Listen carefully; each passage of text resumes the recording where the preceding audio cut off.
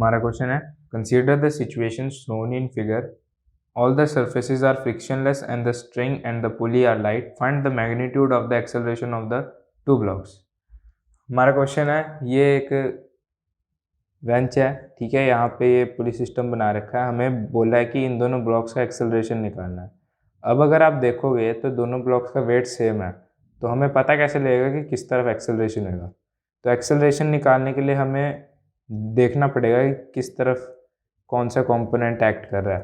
तो मैं अगर इस एंगल को थीटा मान लूँ और इस एंगल को अल्फ़ा मान लूँ, तो हमारा देखो इधर एक एम जी आएगा, है ना, और एक इसका एम जी इधर आएगा,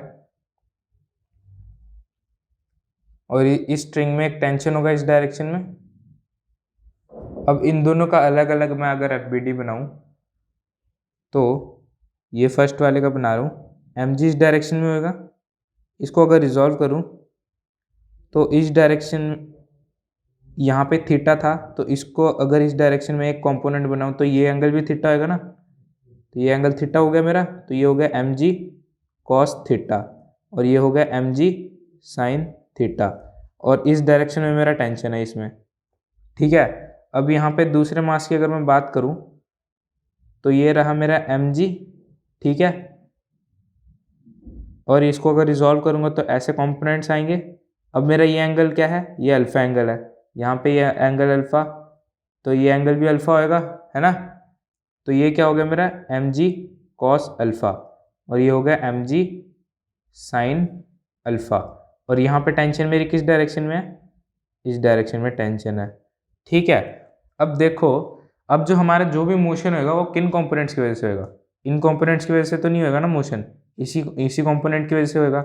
मतलब जो इस वाले में साइन थीटा वाला और इस वाले में साइन अल्फ़ा वाला, है ना। तो हमें ये देखना पड़ेगा कि एम जी साइन थीटा ज़्यादा बड़ा है या फिर एम जी साइन अल्फ़ा।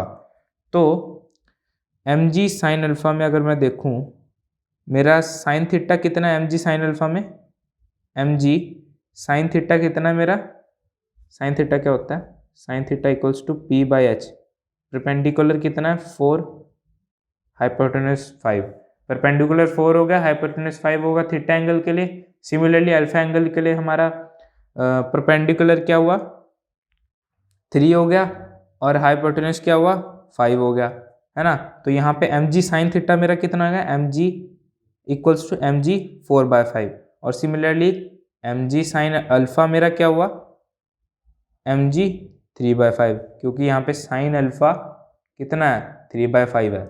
अब यहाँ पे देखो, यहाँ पे आपको देख के साफ साफ पता लग जाएगा कि कौन सा ज़्यादा बड़ा है, एम जी 4/5 ज़्यादा बड़ा है, एम जी 3/5, एम जी 4/5 ज़्यादा बड़ा है। तो इसका मतलब क्या हुआ, एक्सेलरेशन मतलब मोशन किस डायरेक्शन में होगा, इस डायरेक्शन में, तो इस डायरेक्शन में हमारा एक्सेलरेशन आएगा, ठीक है।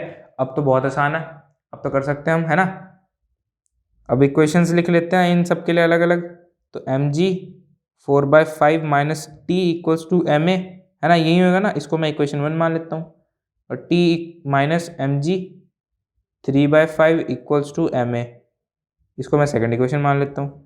अब फर्स्ट और सेकंड इक्वेशन को अगर मैं ऐड करूँ तो क्या आएगा, m g 4/5 minus m g 3/5 equals to 2ma, t से टी कट जाएगा और ये दोनों एम ए ऐड हो जाएंगे, है ना।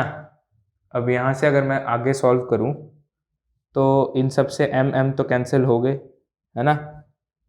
तो यहाँ पे अगर मैं एलसीएम लूँ 4g minus 3g/5 equals to 2a, यहाँ से मेरे a की वैल्यू क्या आई, a की वैल्यू आई मेरी g/10, ठीक है। तो एक्सेलरेशन दोनों ब्लॉक्स के लिए g/10 आया। इससे आसान सॉल्यूशन और कहीं नहीं।